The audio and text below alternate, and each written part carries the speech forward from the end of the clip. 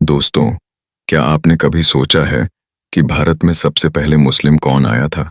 क्या वो कोई व्यापारी था या कोई आक्रमणकारी? कई लोग ये सवाल पूछते हैं और आज हम इसी का जवाब ढूंढेंगे फैक्ट्स के आधार पर। तो चलिए समझते हैं।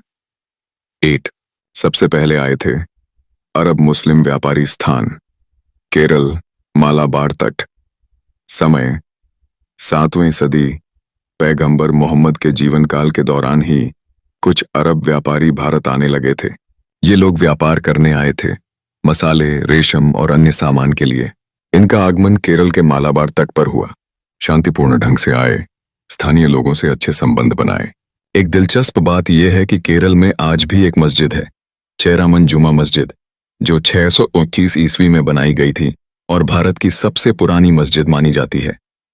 2 ये उमैयद खलीफा के आदेश पर भारत आया था और इसने राजा दाहिर को हराकर सिंध पर कब्जा कर लिया। ये घटना भारत में मुस्लिम शासन के पहले संपर्कों में गिनी जाती है।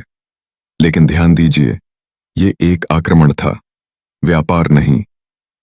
3 फिर आए सूफी संत स्थान अजमेर, राजस्थान। समय 12वीं सदी। अब बात करते हैं सूफी संतों की और खासकर ख्वाजा मोइनुद्दीन चिश्ती की। ये अफगानिस्तान से भारत आए थे और इन्होंने अजमेर को अपनी साधना स्थली बनाया। इनका मकसद था प्रेम, भाईचारा और मानवता का संदेश देना। इनकी दरगाह आज भी अजमेर शरीफ में है, जहां लाखों लोग हर साल जाते हैं, हर धर्म के लोग। 4 और आखिर में भारत में पहला मुस्लिम शासक स्थान दिल्ली। समय 1206 ईस्वी। अब बात करते हैं उस इंसान की जिसने भारत में पहला स्थायी मुस्लिम शासन स्थापित किया, कुतुबुद्दीन ऐबक। ये पहले मोहम्मद गौहरी का गुलाम था, लेकिन गौहरी की मौत के बाद इसने गुलाम वंश की स्थापना की और भारत का पहला मुस्लिम सुल्तान बन गया। इसी ने कुतुब मीनार का निर्माण शुरू करवाया था। तो अब सवाल का जवाब क्या हुआ? सबसे पहले आए व्यापारी, शांतिपूर्वक। फिर आए हमलावर, मोहम्मद बिन कासिम। फिर आए संत, सूफी।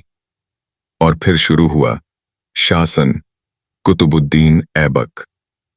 तो दोस्तों, ये था पूरा इतिहास फैक्ट्स के आधार पर कि भारत में सबसे पहले मुस्लिम कौन आया। उम्मीद है आपको जानकारी पसंद आई होगी।